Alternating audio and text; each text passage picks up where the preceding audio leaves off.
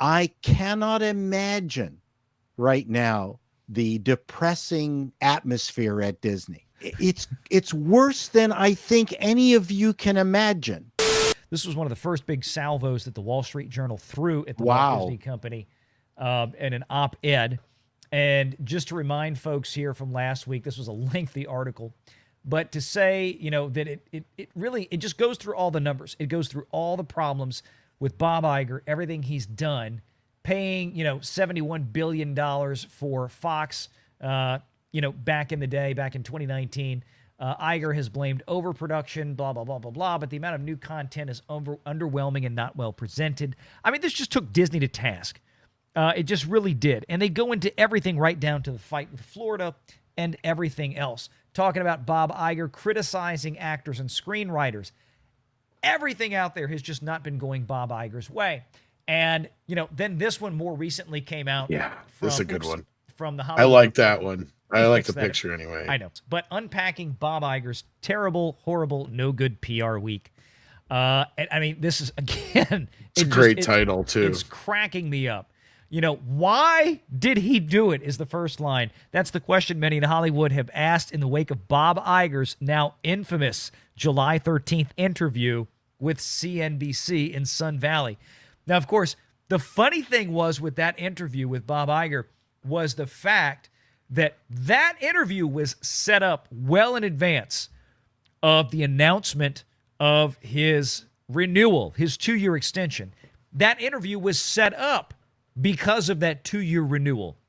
The whole point of that interview that they set up probably a week, if not 2 weeks before that, going into that Sun Valley conference where they were trying to book all these CEOs, Disney and Bob Iger were making sure that announcement of his renewal was going to drop the afternoon before that interview was going to happen the next morning to really jazz it up. Like, Bob Iger's coming back to town. Big Sheriff's going to come back into Hollywood, come back into Disney because Bob Chapek was such a jerk. Bob Chapek was an idiot. Bob Chapek didn't know what he was doing. Bob Chapek didn't know how to handle Hollywood, didn't know how to handle writers, didn't know how to handle actors, all this kind of crap. And then the last 2 weeks since that happened, Bob Iger has been taken to the woodshed. Wait, screw the woodshed. Bob Iger's been thrown in a wood chipper, okay, in the last 2 weeks. This has been, I never expected this. I never expected to see this level of blowback, okay, in the past 2 weeks against Iger that I have. This has been astonishing. What possessed Bob Iger to pick such a place and time to express his disappointment with the demands of the striking talent guilds? Not only was he at the gathering known as the Billionaires Camp, but just the day before, Disney announced that his contract was being extended to 2026. You see, and this is the problem.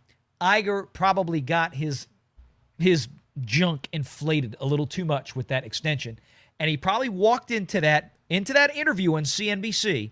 He walked into Sun Valley with that big media mogul conference thinking that he had all the weight. He was the biggest man in the room. And then he went on CNBC and all that arrogance, that hubris, that holier-than-thou sanctimony, he blew himself up. And I think Bob Iger went into that weekend with everything he said on that CNBC interview, saying how we're looking for a partner with ESPN. We're looking for somebody to work with ABC or to sell ABC. We might spin off core content. I think Bob Iger absolutely was going into that conference thinking that he was going to line up this interview, put this out there in the airwaves, and then walk into that Sun Valley thing for the next 5 days in the catbird seat. But he sunk himself. You know whose fault this is, though, VR? This isn't Iger's fault. This is the board's fault. Yes. Because they brought him back knowing that he is not the same man that he was 3 and 4 years ago. Yes, absolutely. And you and I have talked about that, and we're going to talk about that some more tonight. I promise you. That's coming. A question about the strike was completely predictable and so easy to deflect. Bob Iger could have simply said, I won't discuss an ongoing labor dispute, but I hope we reach a fair settlement soon and get back to making top-notch entertainment. Yes, but as we've seen before, when we've covered earnings calls with Bob Iger, does Bob Iger like stick to scripts? Because that quote right there in the Hollywood Reporter I just read, their suggestion that Bob Iger should have said during that Squawk Box interview, but chose other words.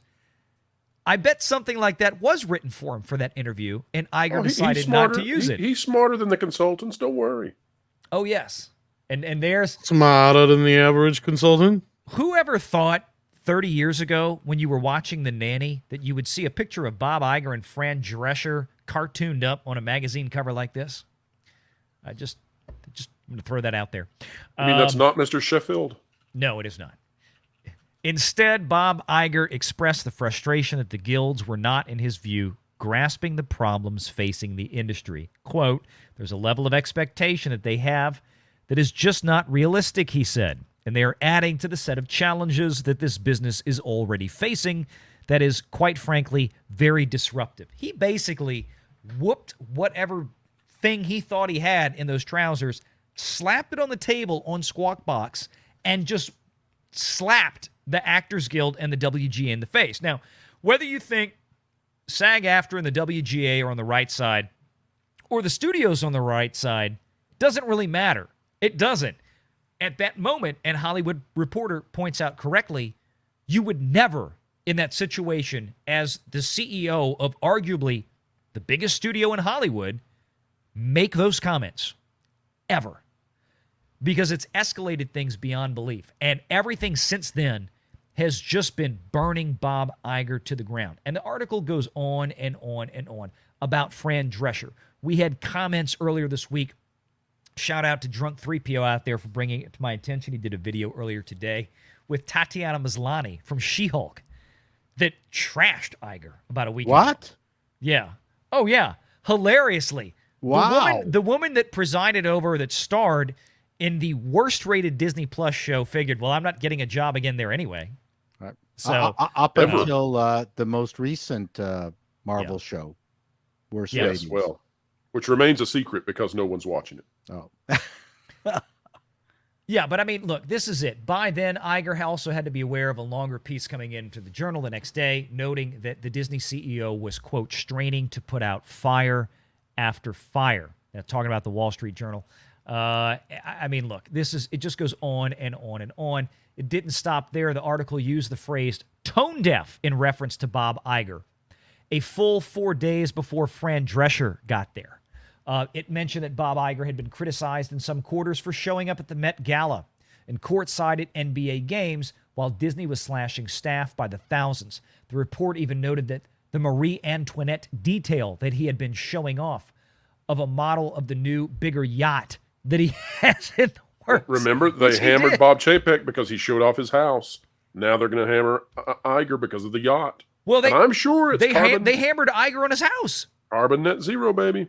Yeah, they hammered Iger on his house because he was doing like $20 million worth of renovations to his house or some crap. Just it was in the New York Post, folks, a few weeks ago. It's nuts. But this is what's coming out. Now, again, I'm not shocked to see this from the Hollywood Reporter. A little bit, but not so much because of the strike. What I am shocked by is the fact that, we keep getting stuff like this this is also from the Wall Street Journal, from their travel section. Disney World concur on this as well. Haven't felt this empty in years. And then, of course, we had the other one from before. Of course, this was also a bad week for Disney in the courts.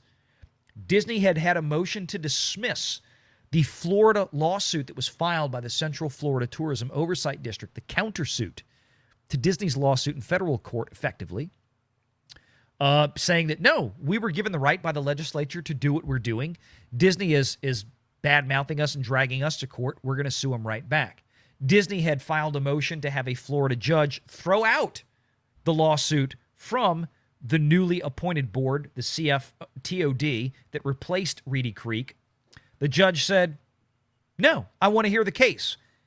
Now, Disney acts like no big deal, but the problem is that the judge dismissing that motion to dismiss the suit, that means that the federal case that Disney filed is basically just going to hang around in limbo now, by and large, because they're going to have to wait. I think we can talk about Andrew Esquire over at Legal Mindset about this sometime later this week. He's been busy, but That's going to tie up the federal suit. So bad week for Disney there. But then we got this one. This is the new one from today. So this is what we're going to talk about here. Paul, Tom, any thoughts on anything we've discussed so far? I know you guys were limited on time. Wow. I didn't want to. Yeah. Disney is a huge topic. This is getting into areas that I don't really know. The last thing I will tell you is that I have been, in the executive suites, when things are not going well, everybody feels it. And this is something that nobody has talked about on any of the channels, is that even one failed show within the within the walled garden of the executive suites brings everybody down. I cannot imagine right now the depressing atmosphere at Disney.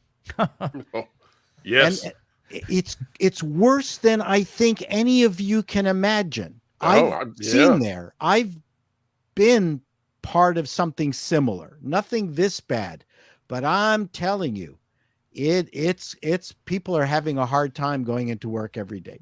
I mean, you guys have pretty much touched on most of the basics. I mean, all I can say is the hilarity of it all, especially when you bring up, like, you know, not just Fran Drescher so much, but all the other folks in Hollywood that were claiming that, you know, Daddy Iger was going to come back and save them. And now he's the bad guy, right? Like, he's the I mean, they're not really saying much about Zaslav during all this stuff, which is hilarious. Keeping a low profile. Yeah. But yeah. Anyways, I guess we're gone.